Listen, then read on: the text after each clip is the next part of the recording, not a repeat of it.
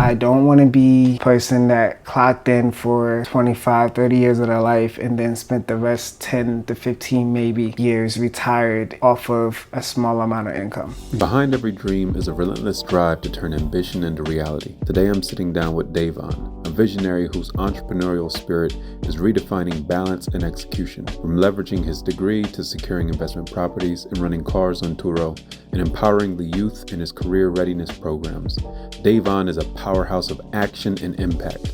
Balancing a full-time role with his growing ventures, his story is one every aspiring entrepreneur needs to hear. Let's dive in. Welcome everybody. We're back with another day in the life and interview. Today I have with me Davon, who I say is the ideal role model for entrepreneurship and everything that we embody. He might say otherwise, but it's not the case. Living and breathing, utilizing your 5 to 9 after your 9 to 5, using your 9 to 5 to your benefit, being strategic in how you move. There's no one else that personifies that hustle and what you have to do to move smart, not just working hard, than Davon. So we have Davon here with us. Appreciate that. How you doing, man? We had a fun day in the life. Tell them what we did so far. Today was pretty active. We took a look at a potential investment property. I always start my day off at the gym early morning. So I got that out the way. And then we were working on the brand as well. So I don't know when this comes out, but this is around my birthday time right now. So just trying to be strategic on how I plan everything, try to make it special and a memory for myself, but also to the people that I want to share this with, as far as like the content to, the merch itself. I kind of want to just make it as special as well. Yeah. Touching on what he said, not only does he wake up every morning to go to the gym in the morning at 5, 6 in the morning, we went to go see an investment property, which would be his second investment property. Through that, just working out some kinks to figure out if that's what he's going to use, how he's going to leverage it. From that, came back here, knocked out some work. We're going to dive into what else he does with the school systems and helping students as well. And through his Turo business, just making sure everything else is well. So we have a whole bunch of places we can go. Before we get to how we got here, who is Davon and why do you work so hard? Because that'll make things so much easier to understand. Right. So overall, I'm just a person that I just tried, to be honest with you. I was given an opportunity and I just strived within it. So from just hindsight, I've been in the automotive field for a decade now and started when I was 18, worked my way through. I was in college at the same time as well, and it helped me pay for tuition. And then at the end of it, I asked myself, well, what's next? And since I was already in the field, it just became normal to just continue on and see what else that I had to offer. So then it got me into sales. And before I got into sales, I was laid off. I was in the parts department prior before. I was laid off, and I can remember in my room sitting, well, if I was to be laid off and I were to not have a 9 to 5 anymore, what is something that I would be willing to put everything on the line for? And that feeling of not knowing what's next and not feeling special in a way led me to YGM. And YGM stands for Young, Gifted, and Motivated. And it's really just the intended uses to really motivate the youth to understand that you are going to have tough times, but you can make it through. And those tough times make you stronger, and it gives you a bunch of knowledge that you're unaware that you obtained throughout that whole event. So you don't go through it for nothing. It's something to learn in every obstacle. I'm still going through obstacles. Nothing is perfect. Nothing is set in stone. But I gain exposure and I learn things every time I go through a scenario, and then I just remember to not have to go through it again, hopefully. It makes sense. If that's who you are and that's why you do it, what are your thoughts on where you are? You're working a 9 to 5 that takes up more than just 9 to 5 hours, and you're juggling and pushing through multiple streams of income. Like, how do you do it, and what are you working for? How do I do it is literally by day to day. Some days is easier than others. Some days it's just a breeze, and other days it takes a little bit more intention. Why do I do it? I just feel like not too many people, and I can't speak for my whole family, but I do know in certain aspects, not too many people in my family took risk. And I don't see them really reaping the full benefits of what life has to offer. Yeah. I don't want to be normal. I don't want to be a person that clocked in for 25, 30 years of their life and then spent the rest 10 to 15 maybe years retired off of a small amount of income. Yeah. That's just not the way that I see my life going. I want to enjoy it while I'm young. I want to experience things while I can, and don't want it to be limited. Even though we're always going to be limited in some form or fashion, but I want to like shoot for the stars. Yeah. I just can't. I can't settle for just depending on one source of income, because I witnessed it during COVID that my one source of income stopped and I didn't know what to do next. Yeah. So what do I do now is make multiple streams that if one income slows down, at least I have something to overcome it. That's mainly just because I want to be comfortable in some sort of sense to know I'm covered, at least my main expenses is covered so I can still live. Yeah. All the extras will come eventually, but putting in the effort just to know that I have some type of backup plan, because these 9-to-5s are not guaranteed. They can call you tomorrow and say you're done. And that doesn't feel right to me. It doesn't sit well. Yeah. No, that makes a lot of sense. And what comes from you is a strong sense of order. Even though you might feel like there might be chaos around you all the time, you have been very on it. You're a person that is smart with their money. Like, where was that instilled? Though recently, like post-pandemic, it's like, okay, I really got to find another stream. That wasn't the trigger, or that wasn't the main reason that made you start saying, I got to be more responsible. You've had that. And what do you think led towards you being such a good person with your money to now you have something aside that you can put it to work and do different things? Right.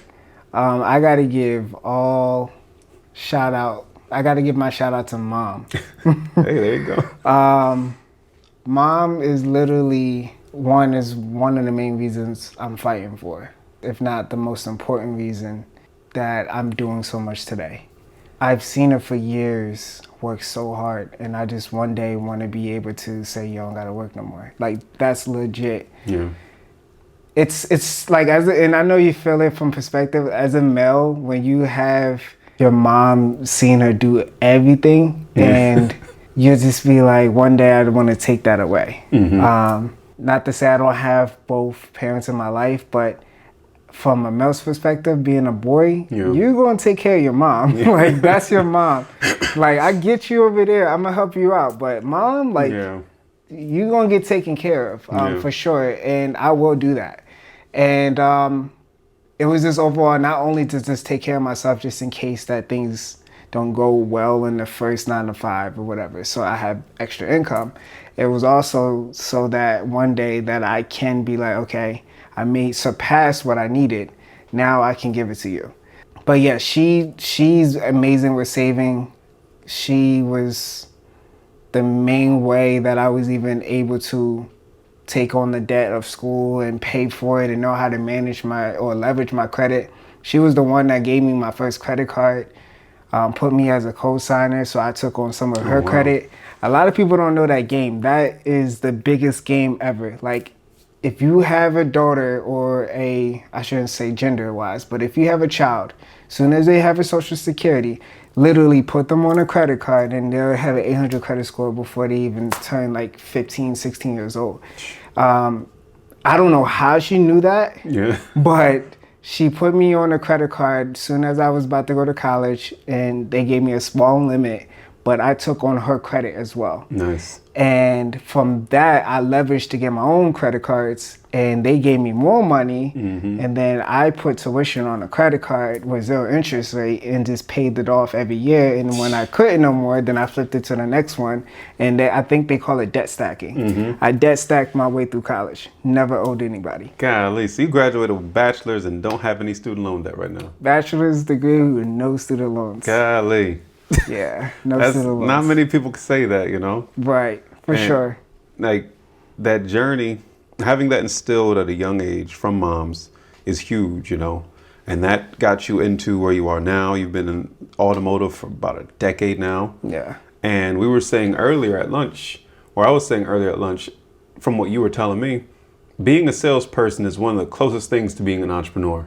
Boy. Because you don't have a guaranteed check at the end of the month. Not at all. You have to, it's the effort that you do that comes back. It's not like you could just sit there, clock in, clock out, 9 to 5, and you got a consistent paycheck. What's that been like for you in the last year and a half in a sales position and really have to live that life? It has its ups and downs. It has its pros and cons. I know for sure I wouldn't have been in this position if I didn't take on that role. It would have been a slow progress to obtain what I have today if I just had a salary income. So for all the people that's out there, if you ever been in sales, you know you have your good days and your bad days, you have your good months and your bad months, and then you have your good years, of course, and then you have your bad years. So, you know, I have a lot of friends that were in the sales or are in sales. And if you do your research, statistic-wise, sales is one of the most vital way of income, of obtaining a lot of income or getting a lot of money. And no matter what way you look at it, every day you sell yourself anyway. So I'm a personable person, at least I would like to think so. So I feel like the only thing that was needed for me to become a salesperson was the knowledge to sell an item. Once I learned that, it was, okay, mix your personality with giving product information and let the customer do with that as they do. Now, does it work all the time? No. Do you still lose battles? Yep. Are there always going to be a possibility that there was a better deal than you gave them? 100%. And normally it comes down to that. But if you know, and it's still tough mentally, but if you know that you did everything in your power, you used the right verbiage, you showed them the vehicle, you did everything that you could to proceed with them leaving with that vehicle, and it just doesn't work, it just doesn't work. That's been one of the hardest acceptance that I had to learn, especially now with things just not being in a perfect light. But what I can take from that and what I can tell people is when one part of your life is not going great, you focus on others. It always balances out eventually. One thing might be higher than the other. Like my investments might be doing great and then my 9 to 5 might not be doing good. But then that's why you have both, and it kind of just box back and forth. So you get a low point, but are you ever really at a low point anymore? Right, exactly. Compared to the person that's working and getting $16 an hour. Right. And what is that, 40,000 a year, 30 something? And that's all you have. Yeah, that's all they have. Now that's net. Oh, yeah, that's gross. That's gross. That's and not even net. Yeah. So when you look at the net, it's like when I'm really bringing it home, it becomes tough. Again, like it's just I'm gonna be honest with you, it's a blessing. I didn't know my life could go this way, and it happened pretty fast. I was only really in sales itself for 3 years, and I obtained a lot of things within like the first year. I waited until the second year to really say, okay, I can go do it. But I was financially comfortable in the first year to go live on my own and, you know, maybe buy a new car. But financially, the first year I was able to do it. I just waited one more year just to fill it out. See, you have smart intentions, and then you also have really good execution. And between the different investments that you have, between the rental property, the Turo, and then YGM Academy, which we're going to get to all of them, so don't worry. What would you say was your main factor in saying, you know what, people say real estate is this big thing. I'm not going to buy a house to live in it. I'm going to buy a house and I'm going to rent it out. What was your deciding factor for that? Majorly, it's just because I love the fact that when you live in an apartment, you don't really have anything to do but pay for the expense. Everything else is you make a call, they come fix it. Yeah.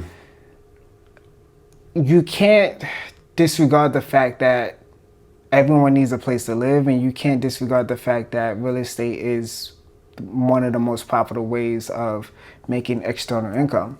Again, these are people that I consider as friends and mentors to me that have been involved in the same aspects, and we have conversations, and believe it or not, my peer group or the friends that are around me, they have done well for themselves, and I learn from them. I learn from their mistakes, and they're open enough to teach me the ways. So when we talk about real estate, I've heard it from other people. Now, not only did my father already partake in real estate when I was a kid, I've seen it before.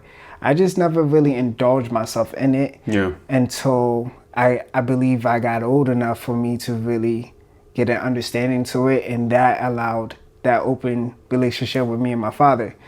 But fast forward, it's just been something that I've noticed, just didn't know how to get into it. And then once I figured it out and got the verbiage and understanding of how things work, you got to try your hand at it. It's really something, if you're able to do it, it's something that you will reap benefits from.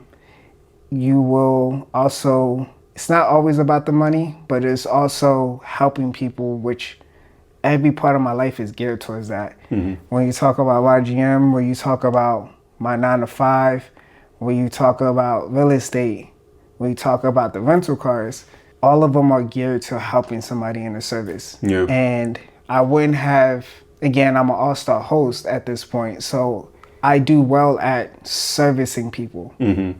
I know that's me. That's my heart. It's in my heart. I do right by people. I try, at least. That's what I do. That's smart, you know, and when you have a heart that cares and you're doing things for the right reason, it makes sense that things are going to work out. And though other aspects might take a while, it's going to be that much more impactful when they do work out. So we went through, I can definitely tell that you know a lot. When we went through the property walkthrough earlier today, he knows more, the stuff he's looking at, very attentive. The realtor that was doing the walkthrough with us was very knowledgeable as well. But you were on top of your stuff. You're noticing this, taking into consideration that, asking questions about these things. Do you think that's more so because you've already done it and you already have one property, this would be your second, or more so, I want to just learn upon the things that I have to look for during the walkthrough? So it was a little bit of both. My dad has literally coached me through the whole process while we was getting our first one, and that just carried over to this.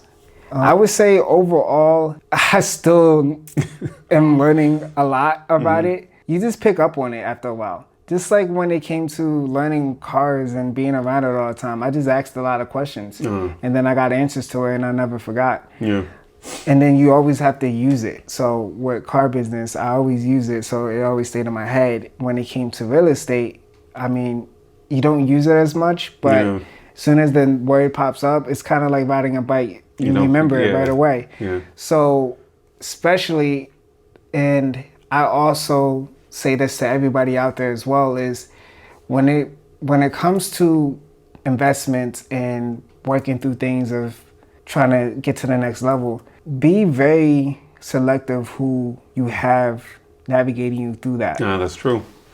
That's very true. Like the real estate agent that we used, it was somebody that was referred from somebody else that uses him for investment properties and everything, and stated that he's really thorough. So we test him.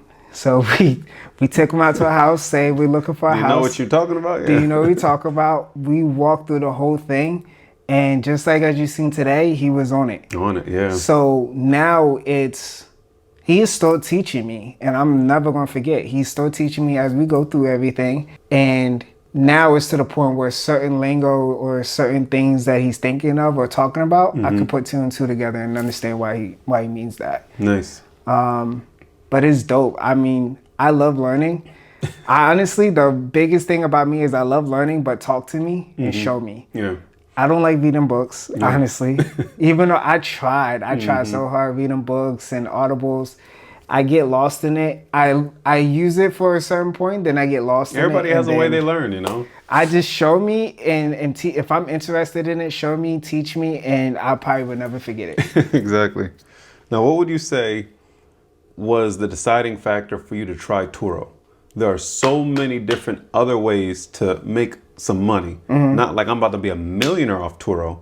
Turo, for those that people don't know, is a car rental service alternative, so you don't have to go to like a Hertz, Enterprise, one of those.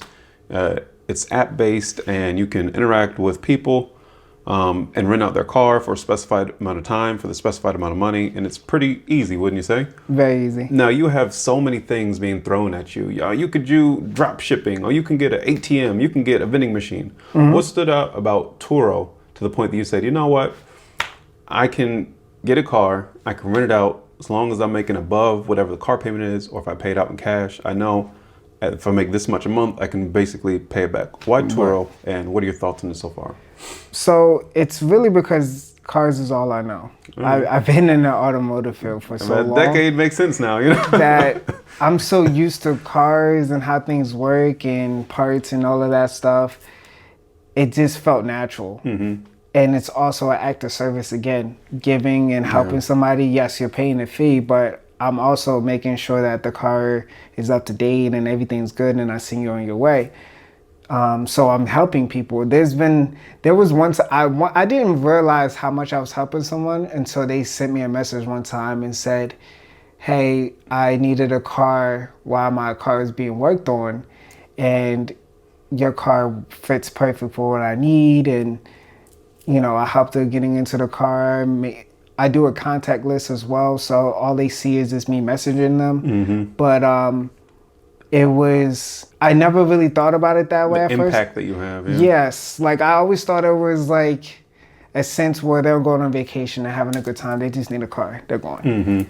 Not where somebody needs it to where like they can't get to work and they use that car to get to work. That's what made it even more special, honestly. I was just like, okay, well, it's not just vacations people are taking this for. They actually need this to get around. That was a big turning point for me as well. Turo actually came up too by my dad's fellow coworker or friend. They had a conversation. He said he was doing this and makes decent money out of it. Again, this is not all about the money, but it is something that helps you and it helps other people. So it's not like it's just one-sided, like I'm just chasing the money. It was a sense that he explained to my father how convenient and easy it could be. And that's when I was just like, yeah, I can see that. Now, 1 out of 10, how easy was it to get started? If you had to rate it. To get started, get the car, get on Turo, certify whatever you got to certify. Yeah. Boom. To get started, I would rate it like an 8. It's not bad. It was pretty easy, user friendly. You really set everything up. Again, the only most confusing part is really just getting used to the app and knowing what to do with it, knowing, how to set the price. They kind of do everything for you, but you can kind of navigate it yourself as well. The first way I went about it was probably that it wasn't the smartest way to go about it, but it was smart for us. Logically, it made sense. But we ended up spending cash for a car, and then that car ended up not being as great as we thought it was going to be. So then it ended up costing us more money. So we was already flipped in the beginning. But that's the part of business, is you really just don't know which way it's going to go, but you got to be willing to take that risk. Just think about it. How many people leave their money in the bank and it's making less than 2%? Oh, man. They're losing money at that point. Yeah, they're making like 0.2 off of the dollar that they have in there. And that's still going to be the same existing amount of money when you need it. Might as well put it to work in some form. Might as well put it to work, see what it can do for you. Of the 2 cars, what would you say you're bringing in a month from that? A Roughly. month? Yeah. Dang, you get into the meat and potatoes. So, realistically, I could say estimated between $8,000 to $1,000 a month. That can pay somebody's bills. Less a car payment 100%. still. That could still pay a bill or two. You know? 100%. If we're talking minus the expenses, yeah, it's going to be different. But if you're talking just basic numbers, you're bringing in at least. And both of the two cars was kind of running at the same time at one point. So this is kind of around about two cars. Okay. So two cars made it maybe $500 each a month. It's not bad. Yeah. And it could go higher, it could go lower, but Correct. that's good. So you got investment property, you got a tenant in there, you got your Turo, you got two cars in rotation, and then your passion project, Young, Gifted, Motivated. Yes. Tell me about YGM. What is it and why did you start it? So YGM is just something that it's three words that literally spoke to me when I was thinking about in COVID again when I made it, and we actually made it together. That's the funny part. So in COVID when I made it, it stuck out to me as far as being inspirational through a tough time. I feel like everybody went through a tough time during COVID, and I was literally talking to myself in a way of just trying to inspire myself to just know that this is not forever. Lie to you not, when I got laid off, I didn't know where to turn. I was terrified. I was just like, so what if they don't call me back? Like realistically, Yeah. because they did say you're on a callback basis. So I'm thinking about it, and even now when I'm thinking about it, if you would have asked me that day, hey, do you think you're going back to work? I would probably be like, I don't know what's going to happen. I might have just lost my job. And what made me really think about, extra incomes too, is that if I lost my job, I would have been like, okay, now I got to start from scratch. I don't know what to do now. So overall, it was just the phrase that I spoke to myself. Young, gifted, and motivated. You're young, gifted, and motivated. You're going to figure it out. You're young, gifted, and motivated. You really just have to be motivated to just not stop. Like, you just have to figure it out. Yeah. I'm alive. I'm breathing. I'm going to figure it out. I'm going to figure it out. I'm going to figure it out. Just keep it a positive mindset. And people today kind of laugh at me, but if you come to my job or if you ever worked with me, I'm laughing, smiling 90% of the time. Yeah. Just because, one, you're alive. Yeah. And maybe sometimes in tough moments, I don't think those ways. I'm not going to sit here and say I'm perfect, but one stands true. You're alive. You're able to figure it out. Yeah. You got breath and your body to be able to figure out the next move that you need to make. So young, gifted, and motivated was just a phrase that I said to myself, you can do it, you can do it, you can do it, figure it out, figure it out. But not only can you figure it out, you need to help other people figure it out. How do you give other people the game to make sure that they're able to make it out of that headspace that you was in at one point? That's where I feel like a lot of people don't understand. And I feel like to help the parents as well, a lot of parents don't understand that there's so much pressures for the kids in high school. Yeah. I mean, I think we both can attest that when we was growing up, they always said, what are you so unhappy for or sad or mad about? You don't have any bills, you don't have any upkeep. Like, all you have to do is go to school. Yeah. But going to school is kind of like a job. And it also comes with a lot of things that I feel like as a parent, you don't think about. Should I turn this off? I don't think it'll get. I mean, you can real quick. Yeah, if let you me want turn to. it off. So you graduated from college with a degree in social work. Okay. You have a background helping parents, students, helping with anger management, drug abuse. Like, how is YGM able to help schools, and what do you do with schools, basically? So throughout all of these experiences, I feel like I am well-rounded enough to kind of get over certain obstacles. So for example, just because I was able to deal with anger management, aggravated assault classes, and then also do educational assistance, part of my job as educational assistance program was to literally navigate their mentality to be able to manage their day-to-day in school. So not only do I want to manage your day-to-day mental in school and how you kind of overcome obstacles without being mad or really letting your anger take the best of you, let's figure out a way after we consolidated that to get you prepared for out of school activities, which is obtaining your first job, making sure you're using the proper language, dressing correctly, looking at things like body language and things of that sort so that you know what to look for and that you know what to provide. For instance, me having an interview, things of that sort, if you look on a camera source and you see somebody doing something, they could be slouched, they could not be making eye contact. There's so many things that is small, but it does separate you from the rest. And it's actually puts you far more advanced, especially as a high school student. Being able to acknowledge those little tricks of the trade, you're going to be that much more ready. Yeah. What I've learned from YGM and what it can benefit to schools from my own research is some schools, actually most schools, have just put so much time and money into graduate, like college, go to college, but have neglected the gap for real life world, like career and job skills, to not only do well, but to thrive. Right. You know, and there's so many different aspects there's so many different things that go into from finding a job to getting the job to doing well in it.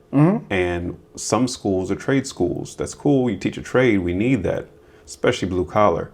But they don't teach work ethic, conflict resolution. They don't teach that stuff. Right. You might have some high schools that offer a course or a class to a particular subset of students that says careers, but it's just how to write a resume and a high overview of all the different industries. Right. It isn't this. And what I love about Young, Gifted, Motivated YGM Academy, to be able to go in and create a fluid after school program, or you go in and speak for a couple hours for a seminar or workshop, whatever it may be, is beneficial. And you told me that students and guidance counselors, when they hear it, they're like, yo, we need this. Like 100%. 100%. The last call that was spoken of was literally the guidance counselor saying, well, I just had a kid ask me about this. Isn't that and crazy? It's tough because I can remember me being in high school that I had no clue what I wanted to do outside of high school or once I left. Hence why the reason I even went to the automotive field. I didn't really know what I was going to do, but I needed to do something. Yeah. And I knew I liked cars, but I didn't know how suitable it would be for me. It was literally only going to be temporary. It was supposed to be a temporary job, and it turned into a career. So with that being said as well, I also want to be able to teach the students that you can't close your mind to opportunities just because you don't really like what it consists of in the beginning. You only see the face value. It's kind of like looking at a book and you only saw the first cover of it, but you never even opened it to really see what it's about. Yeah.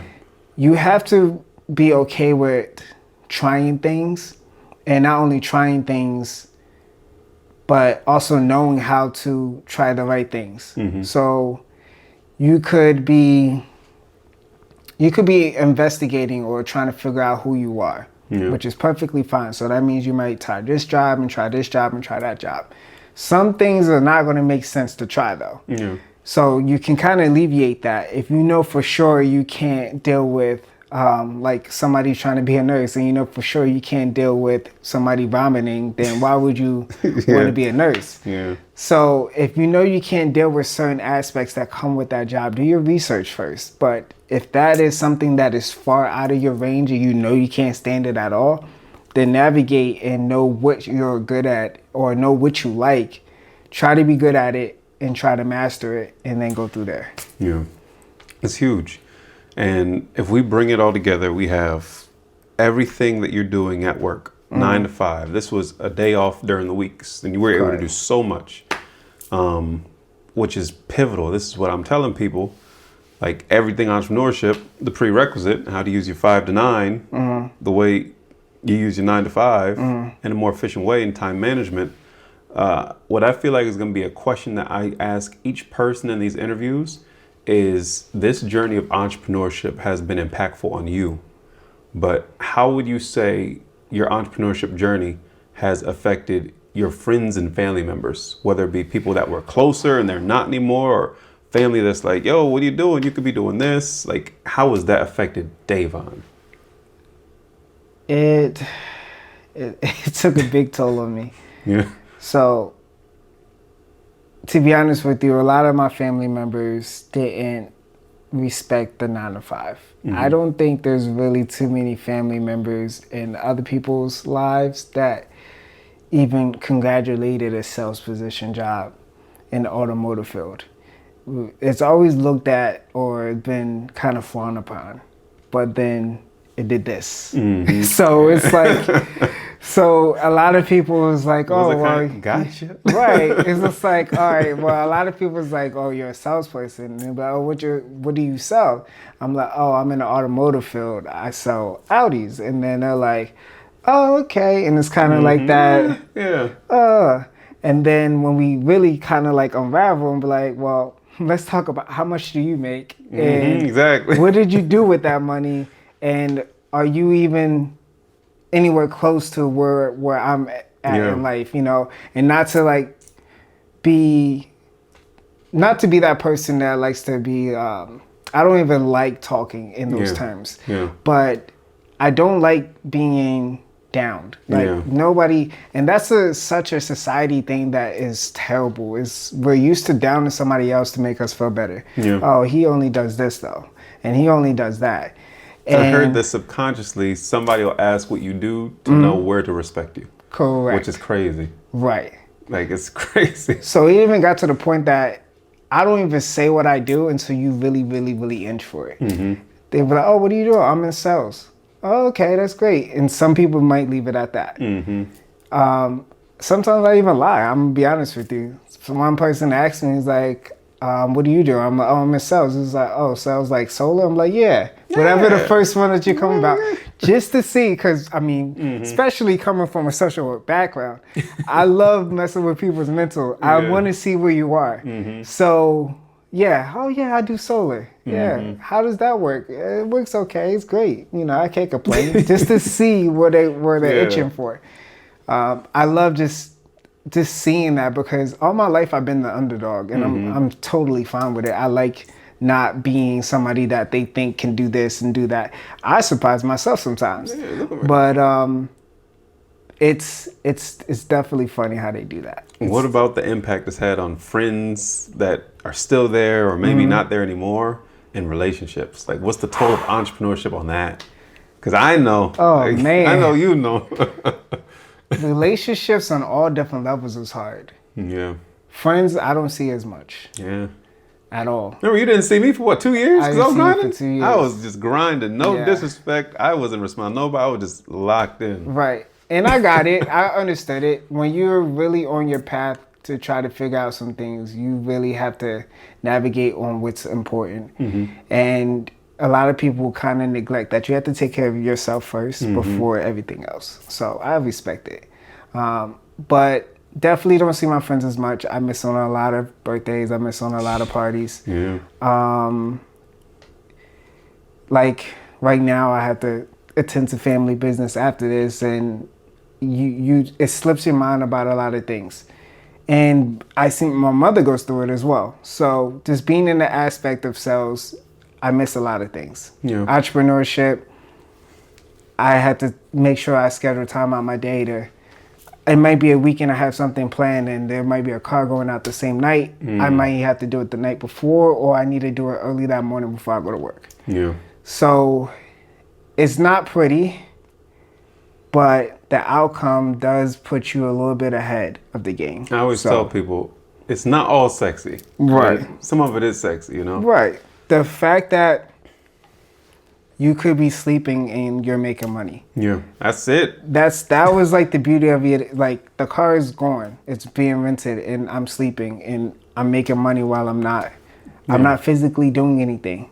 So I have, it has taken a toll, and it's still taking a toll. It takes a toll on yourself too. So it really does. So what would you say to somebody working a 9 to 5, somebody that wants to start, somebody that probably needs to start fresh or start over? what would you say to them coming from a person that's still working, that is forcing the time, that's balancing life, that's doing this, still working out? And granted, everybody has a different context and circumstance. But what motivation would you give to somebody that's like, man, I see other people making more money, times are getting hard, I need to find another form of income. Like, what would you say they should, like, what would you say to them? Be patient. I'm still fighting with that today, though. But you have to find some way to be patient. They always said the term Rome wasn't built in a day. It is 100% fact. As much as I hate hearing it, we even had this conversation earlier today. Sometimes you got to sit back and reflect and just be grateful for what you have so far and just give yourself grace. Even though you want to continue to reach higher levels, you have to do it correctly. Yeah. Because if you do it fast or too fast, you're going to fall faster. That's so true. Not everything is able to like rekindle and kind of group it back together and fix it and keep going. The bigger that things become, or the higher you go, the bigger things become. The more money you can lose, the risk is higher. So you have to be okay with that risk. Be okay with understanding that if this doesn't work out, this is my loss. Yeah. But if it does work out, this is my gain. Yeah. Look at pros and cons and literally judge if this is a good risk for you, because not all risk is good risk. It's just like the same way in stocks. Somebody who's about to retire is not going to be in risky stocks. They're going to be more neutral or more safe. Whereas I'm going to be in risky because I'm young and I have time to rekindle those happenings if it does tend to go down. Yeah. So tell people, how can they get in contact with you? How can they support you? What do you got? So to get in contact with me, you can follow me on Instagram. It's YGM_brand. And that's also going to show my link as well for all the merch. We have t-shirts, we have hoodies as well. We have coffee mugs and notebooks. And then if you want to personally get in touch with me, it's Life of Day. So it's just spelled Life of Day with 2 underscores. And I'm pretty sure we're going to have that in the comments anyway. But probably going to have it on screen. Right, probably on screen. And so if you're in the education system, Board of Education, teachers, counselors, principals, make sure you hit them up. Yes, for sure. We definitely want to help the kids. I hope you heard that in my voice and my tone. It's definitely needed. They need to know that they're cared about, for one, and then also know how to really navigate in a world that is so many avenues that you just don't know where you're going to end up if you just don't do it right, or if you don't have the guideline to know what to do, you can be lost. 100%. Hey, that's it, man. I appreciate it. All right. Appreciate having me. Of course, brother. All right. That was a nice one. Look at that.